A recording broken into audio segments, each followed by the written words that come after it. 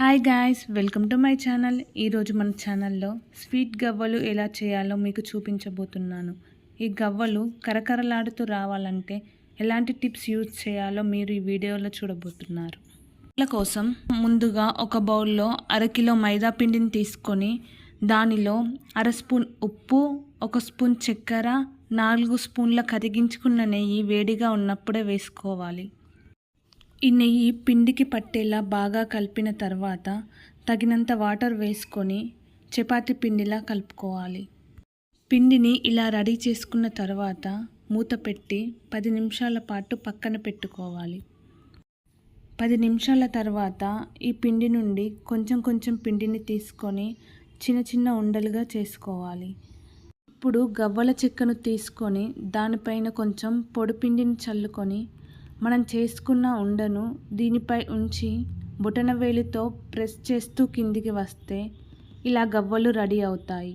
పిండిని చిన్న బాల్స్లా తీసుకున్నాం కాబట్టి గవ్వలు పల్చగా బాగా వస్తాయి.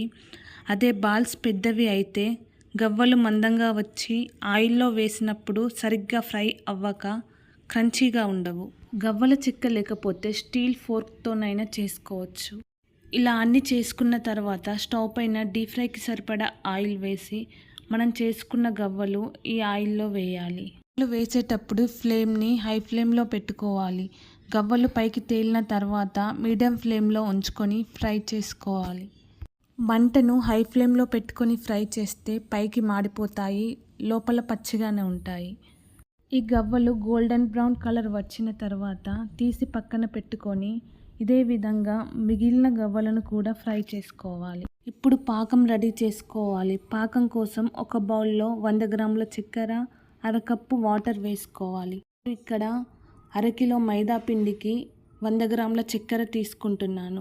చక్కెర పాకం వచ్చేంత వరకు మీడియం ఫ్లేమ్లో పెట్టి గరిటెతో తిప్పుతూ ఉండాలి. వచ్చిందో లేదో చూడడానికి ఒక బౌల్లో వాటర్ తీసుకొని ఈ పాకం వేస్తే ఇలా సాఫ్ట్గా ఉంటుంది. ఇలా వస్తే పాకం వచ్చినట్టే. ఇది వేడిగా ఉన్నప్పుడే మనం చేసుకున్న గవ్వలను దీంట్లో వేసి పాకం గవ్వలకు పట్టేలా ఒకసారి కలిపి చల్లారేంత వరకు పక్కన పెట్టుకోవాలి. ఒక బాక్స్లో స్టోర్ చేసి పెట్టుకుంటే 1 నెల వరకు నిల్వ ఉంటాయి.